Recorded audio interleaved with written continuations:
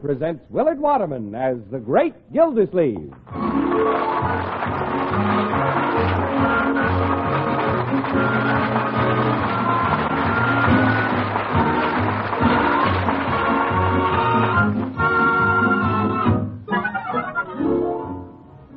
The Great Gildersleeve is brought to you, partially transcribed, by the Kraft Foods Company. Kraft, makers of the one and only Miracle Whip salad dressing. We say one and only because there just isn't any other salad dressing like Miracle Whip. Miracle Whip is different, and it tastes different. Miracle Whip tastes so good it's become the most popular salad dressing ever created. More Miracle Whip is sold than the next 20 leading brands of salad dressing combined. Try it. Make your salads better tasting with the one and only Miracle Whip.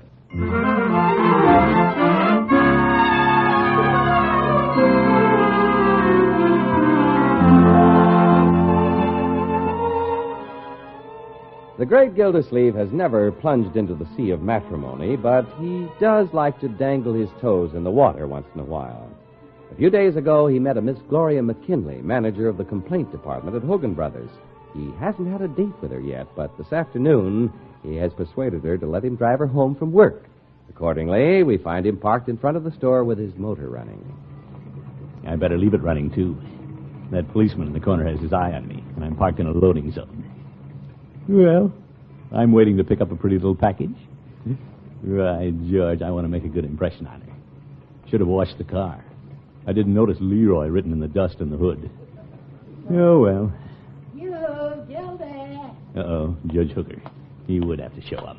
Gildy, you're in a loading zone. I know it, Judge. And your motor's running. I know that, too. Why don't you turn it off before it boils over? Well, it is beginning to steam. You better start it up again, Gildy. You're too close to the fire plug. Oh, my goodness. The only backseat driver I ever saw who stands on the curb. Are you waiting for somebody? Judge, I'm not just sitting here trying to run out of gas. Oh, I know. It's closing time, and I'll bet you're waiting for Miss McKinley. Do you have a date? You bet. She's letting me drive her home. Well, I guess she figures that's better than taking the bus. Yes. She can save a dime and make fewer stops. Unless you plan to stop and watch the sun setting behind the reservoir. Judge, will you please go away? As it happens, Gildy, I must. I'm going home and read my 4th of July speech. I'm orating at Kraft Park. Well, I thought Congressman Greenhall was going to speak. Well, he's leaving for the convention, and I'm reading the speech that he prepared. Oh? I suppose you'll be there to hear me? There must be a better way to spend the 4th than listening to an old goat. Gildy, I don't exactly relish the assignment. Miss Matterhorn is vacationing at Virginia Lakes, and I'd planned to go up there for the 4th. Judge, I don't envy you reading somebody else's speech. Well, if I don't like what the congressman has written, I can always preface it by saying the views expressed in the speech do not necessarily represent the views of the speaker. Step aside, Judge. Huh? Here comes Miss McKinley. Oh, I'll open the door. Judge, let me open it. It's already open. Busybody. Hello, Miss McKinley. Sorry if I kept you waiting, Mr. Gildersleeve. Not at all. I've kept him entertained. Judge, hop in, Miss McKinley. Oh, thank you. Judge, you may now close the door. Well, aren't you going to introduce me? Oh, all right. Miss McKinley, may I present Judge Hooker? How do you do, Judge? This is a rare pleasure, Miss McKinley. Look at him bow. If he isn't careful, he'll bump his head on the running board. Goodbye, Judge. Goodbye. Goodbye, Judge. I told you goodbye, Gildy. Why don't you go? Yes. Come on, car. Could your car be out of gas? Oh, the water commissioner doesn't burn gas. He burns water. Oh, Judge. Darn car would have to embarrass me at a time like this. My, what a noisy car. Goodbye, Judge. Why don't you bring it to the park on the 4th and we'll use it instead of firecrackers? Courtroom comedian. Is Judge Hooker a friend of yours? He poses as one. Well, all in one afternoon, I've met a distinguished judge, and I'm being driven home by the city water commissioner. Well, Miss McKinley, you'd be riding in a new car if this wasn't election year. You've heard the cracks about freezers and fur coats and stuff like that, I guess. Uh-huh. You men in the public eye have so many things to think about. Well, scarcely a day goes by that I don't think about something.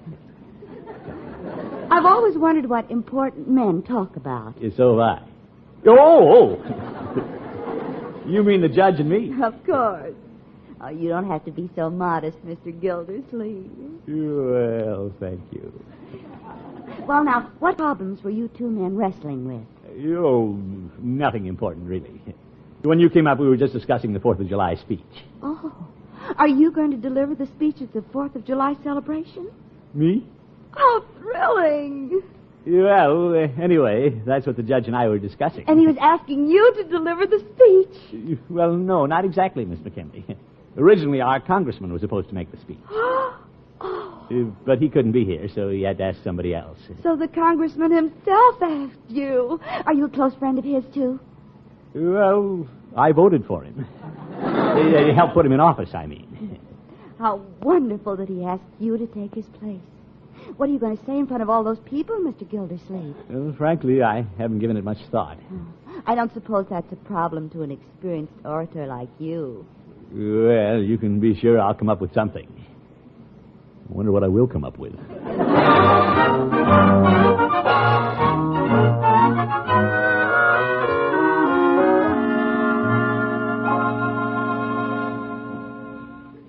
So that's how it happened, Marjorie. Now I'm behind the 8 ball. Unky, why did you lead her to believe you were going to make the speech? I didn't. When a woman wants to believe something, she just believes it. I got an idea, Unc. What's that, Leroy? Tell her you can't make the speech because you have laryngitis. But I don't have laryngitis. Go get your feet wet and catch it. Leroy, don't be ridiculous. I'm not even supposed to give the speech. That's Judge Hooker's job. Why didn't you just tell her Judge Hooker was supposed to do it? Well, she made it sound like such a big thing, I couldn't say no. She'll probably be sitting in the front row, and if I don't appear, she'll think I'm a braggart. Yeah. She'll think I'm just trying to attract attention to myself. Yeah. She'll lose respect for me. Yeah. She'll think I'm just a big... Windbag? Yeah. Leroy. Well, just helping you out.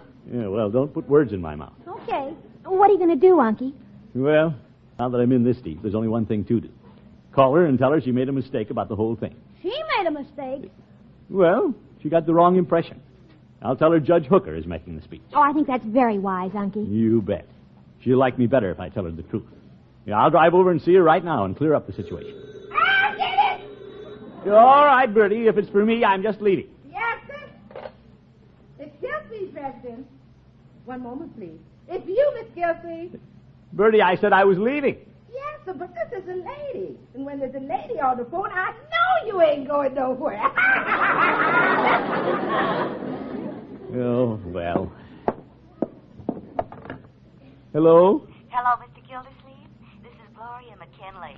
Miss McKinley? Oh, yes, Miss McKinley. Well, I was just thinking about you. There's something I want to talk to you about. Oh, I hope you don't think it's terrible of me to phone you, but there's something I must talk to you about, too. Good. Glad you called, but first let me clear up something about that 4th of July speech. The speech of yours is what has me so excited. I just had the most marvelous idea.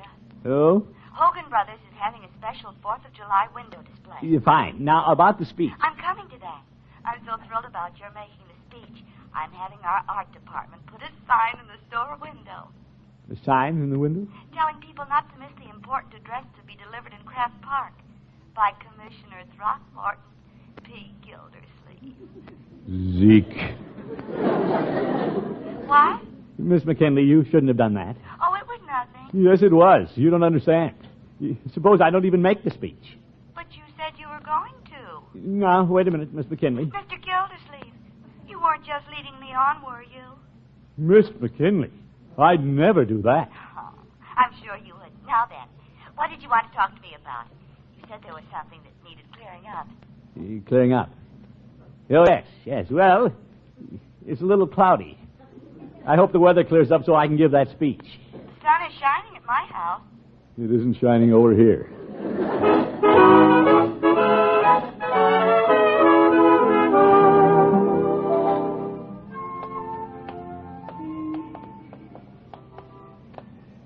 You look a little better this morning, Unc. You don't look so worried and wrinkled. Leroy, I'm not wrinkled. And I do feel better this morning. I don't get it. You meet a new girl, and the first time you take her out, you get yourself in a big hassle. Yeah, I'm not in a hassle. I figured the whole thing out. Yeah? Judge Hooker doesn't want to make the 4th of July speech anyway. All I have to do is offer to make it for him. He'll be delighted. Then he can go to Virginia Lakes and see Miss Matterhorn. You'd rather look at Miss Matterhorn than make a speech? Well, there's no accounting for tastes. Yeah, I'm stopping here in the judge's office, my boy. See you later. So long, The judge's door is open. Look at him wave his arms. I wonder if he's practicing his speech or there's a bee in his office. And now, ladies and gentlemen, I'd like to preface my remarks by relating an amusing little anecdote. He's working on his speech, all right. On my way to Craft Park this afternoon, I met two gentlemen named Pat and Mike. Pat and Mike. Judge! Pat said to Mike... Judge, do you mind if I interrupt? Oh, hello, Gildy. I was just rehearsing the opening of my 4th of July address. Well, Judge, you can forget the speech. What? Yeah, I know your heart isn't in it. You'd rather go up and join Miss Matterhorn. Well, the speech is knocking me out of the trip. It doesn't have to. I've come to do you a big favor, old friend. Oh? I've decided to make the speech for you. You have? Why? Why? Well, Judge, don't ask silly questions. Just take advantage of my generous offer and hit the road. Gildy, why are you so anxious to get me out of town? You must have a reason. Well, I'm only thinking of you and Miss Matterhorn. You know you want to be with her, and she wants to be with you. Well, yes, she does. I had a card from her this morning saying, having wonderful time, wish you were here. You see, Judge? Now get going and forget about the speech. Just hand it to me. No, I'd better make the speech. The congressman asked me. Well, you can ask me. Go ahead, ask me. I'll do it. In fact, I've got to do it. I won't do that to our congressman. Oop. You know I'm a better speaker than you are. Is that so? I heard you speak at the Elks Club once, and even the stuffed elk got up and walked out.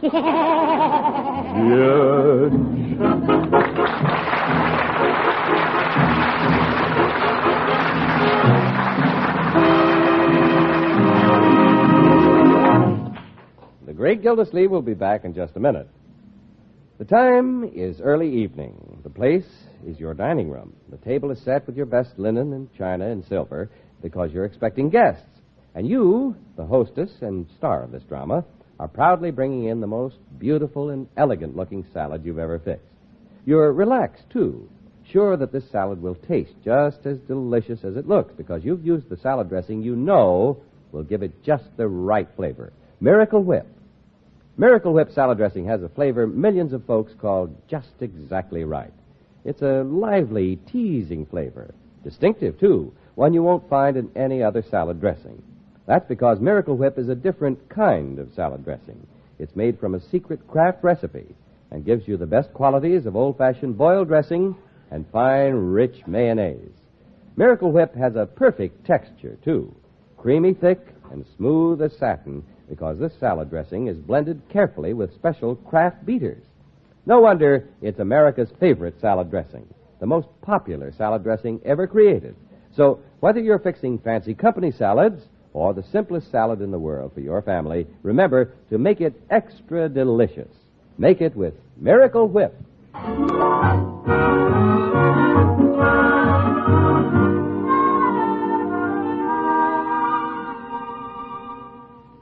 Well, the great Gildersleeve was so anxious to impress his new girlfriend, Miss McKinley, that he was willing to let her believe he was making the important 4th of July address in Craft Park. Now, the water commissioner is in hot water. The judge certainly did surprise me, Marjorie. He didn't care a thing about making the speech until he found out somebody else wanted to do it. Well, that's a very human reaction, Unky. Yeah, that's the trouble with the old goat. He's too human. He immediately suspected that I was up to something. Weren't you? Well, naturally. But what sort of a friend is he to accuse me of it? Ain't you giving the speech, Miss Gildersleeve? Apparently not, Bertie. Yes, sir. But there's a sign in Hogan Brothers' window that says you are. I know, Bertie. It says, here, Commissioner Throckmorton P. Gildersleeve speak on the 4th of July. I saw that sign, Bertie, but it's misleading. Then you're not reading the congressman's speech? No, the congressman really asked the judge. Because the congressman didn't want to? Well, he wanted to, but he couldn't, Bertie. Yes, ma'am. And the judge didn't want to, but I do, so now he wants to. Oh, yes, sir. I wonder if that speech knows who's going to make it. What do you mean, Bertie? Well, the congressman wanted to make it, but he couldn't, and the judge could and would, but he didn't want to. Then you come along and want to, but couldn't, because when you wanted the judge to give it up, he wouldn't. Bertie, it isn't funny. No, sir. Unky, don't you think you should call Miss McKinley and tell her to take that sign out of the window? Well, I'm going to phone the judge and give him one more chance to change his mind. I hate to crawl back to him and beg him, but beggars can't be choosers. Hello? Judge Hooker speaking. Hello, Judge. About that speech you don't want to give. What about it, Gildy? Well, I just wondered if you wouldn't reconsider. I have reconsidered. You have? My answer is still no. Oh, my goodness. I saw that sign in Hogan Brothers' window. Well, then you see, I have to make the speech or I'll be the laughing stock of the town. Good. May I be the first to laugh? Yeah. Now hang up, will you? I'm busy. I have a million things to do. But I have to study my lines, go to the barber shop, stop by the cleaners from a blue suit. The only one that I can wear for the speech. Oh? You don't have another suit? When I thought I was going to rough it at Virginia Lakes, I sent all my suits to the cleaners. They're rushing my blue serge for me. Well, Judge. Horace, old friend. If you're so busy, why don't I stop by and pick up your suit for you? Would you do that for me, Gildy? You bet. Naturally, I want to do anything I can to help make the 4th of July a success. Well, Gildy, be sure to pick it up before 5. The cleaners are closed over the 4th. Don't worry, Judge. You'll have something to wear. Thank you, Gildy, old friend. I have to hang up now and get busy. Yeah, I have to get busy, too. Goodbye, Judge. Goodbye. You don't seem the least bit upset about not getting to make the speech. Oh, not a bit, my dear. Just imagine. The judge doesn't have a thing to wear tomorrow. What's so funny? Unky, you are going to pick up the judge's suit, aren't you? Sure. But there can be many a slip between the cleaners and Judge Hooker's house. Bertie! Yes, sir? Is Leroy's little blue suit up in the closet?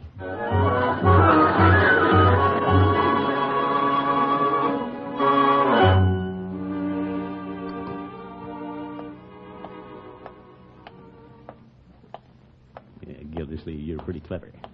Pretty clever the way you outfoxed the judge. Yeah, I had quite a time explaining why I didn't bring the suit by last night. Now it's too late for him to do anything about it. Oh, wait until he tries to put on Leroy's suit. And for the old judge, I can step into the breach, though. Yeah, I can see Miss McKinley now, sitting in the front row in something summery, listening to me give the speech. Well, Gildy, it's about time you got here. Hello, Judge. Here's the suit in the bag. All right, give it to me. Don't be so impatient, Judge. If you'll excuse me, I'll slip into the next room. I want to dress and rehearse my speech in front of the mirror. Oh, brother. Wait until he sees himself in that suit. If you hadn't shown up with this suit, I'd have had to leave for Virginia Lakes. I certainly couldn't make the speech in my bathing suit. Well, your barber pole swimsuit covers you pretty well, Judge. I can't see very well in here. Gildy, are you sure this is my suit? It's blue serge. That's funny. Feels awfully small. And maybe you've gained weight, Judge. I might have gained a couple of pounds, but I know I haven't grown this much. Why, the pants cuffs come clear up to my knees. They do? Yeah, everything shrunk. Gildy, come in here and look at this. I'd like to. This is ridiculous. Oh, my goodness. Judge, you can't stand up in public like that. Stand up. I can't even sit down. Judge, don't try it. I can't bend. See? Oh! Leroy's suit.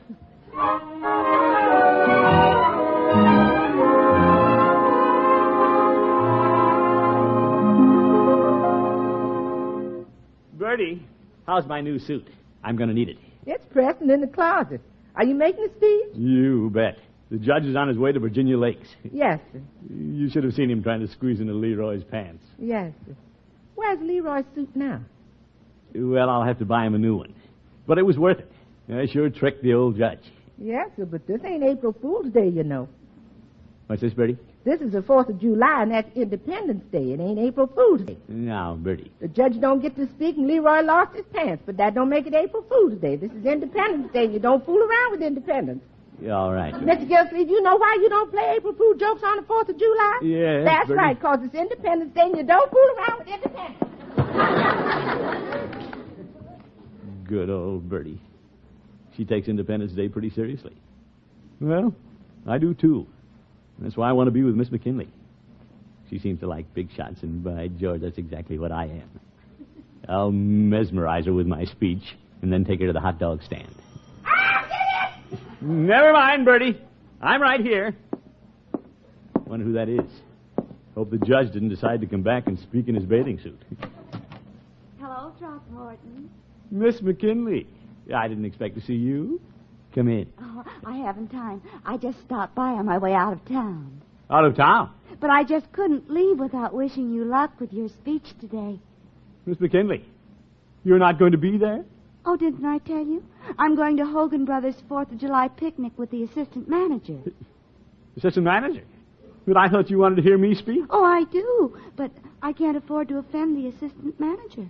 You can't? Mr. Gildersleeve, he's an important man. But what about me? Oh, you can read me the speech some other time. Goodbye now, and I'll be thinking about you every minute. Big help.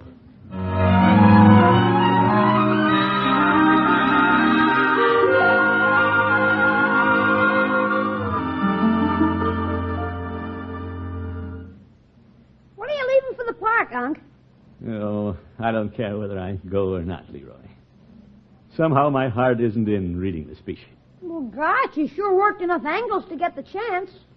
No, Leroy, all this is Judge Hooker's doings. What? What a sneaky thing to do. Run off to Virginia Lakes and have the time of his life, toss his old speech in my lap. Get him. Oh, brother. I don't have to make this speech. I'm not trying to impress anybody. Oh, that's right. She ran out on you, didn't she? Leroy.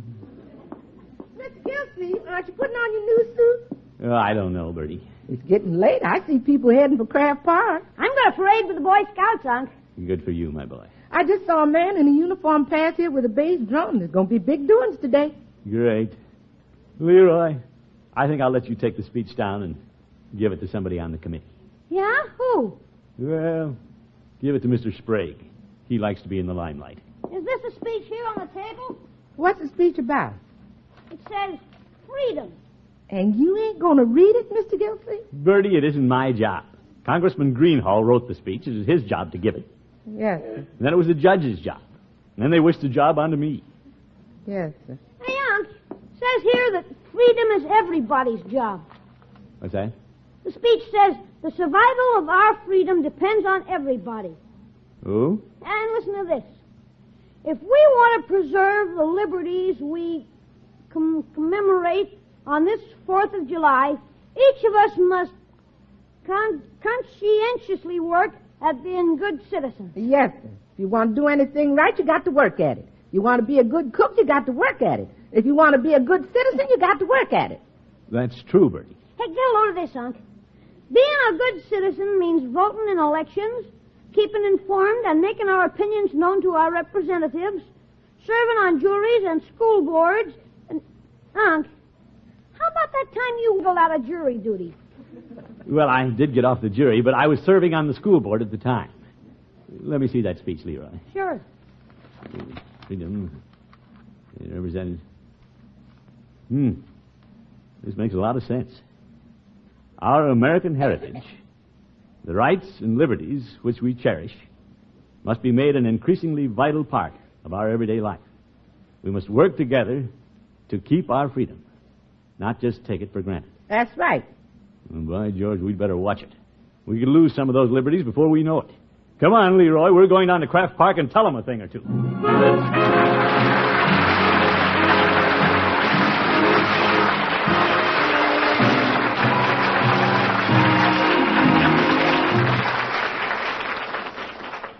The great Gildersleeve will be with us again in just 30 seconds. Too hot to cook? Make a cool, easy salad main dish and make it really delicious with Miracle Whip salad dressing. And I mean really delicious, because Miracle Whip has such a wonderful flavor, a peppy flavor, a flavor that folks everywhere call just right.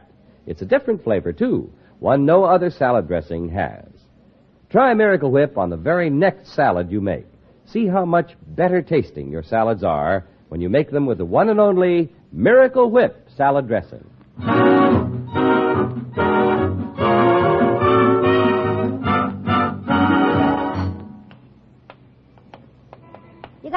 Chunk? You bet. Right here in my inside pocket. Boy, if you lost that, you'd be sunk. Oh, I don't know. Well, you gotta have something to read. You haven't got it memorized. Well, I'd get up there and say something. I know a few things, my boy. I've got quite a bit of history right at my fingertips. Yeah? Yes, indeed. Did you know, my boy, that yesterday was the 85th birthday of one of our closest neighbors? Oh, Mr. Bullard? Mr. Bullard, no. It was the 85th birthday of our country's good neighbor to the north, Canada. No kidding. That's right. The United States and Canada have been good neighbors for more years than you could count, working together, each contributing to the prosperity of the other. We have the kind of working friendship that should be a lesson and an inspiration to other countries all over the world. All right, George, let's all wish Canada a happy birthday. Good night, folks.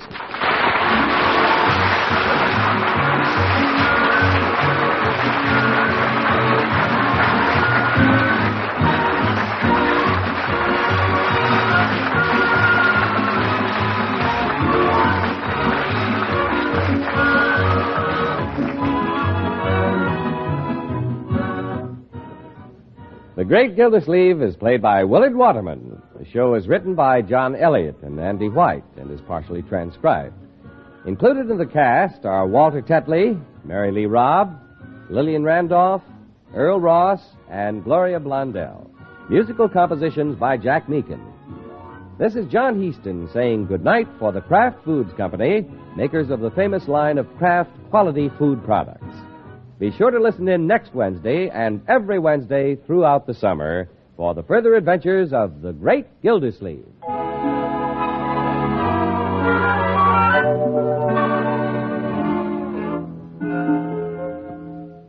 Who likes sandwiches? Just about everyone when they're made with Miracle Sandwich Spread.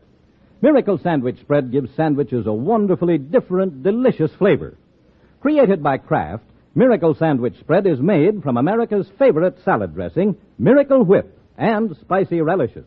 For quick, easy, thrifty sandwiches, use Miracle Sandwich Spread alone between slices of bread, or use it along with the meat or cheese sandwich filling you like best. Get it tomorrow. Miracle Sandwich Spread.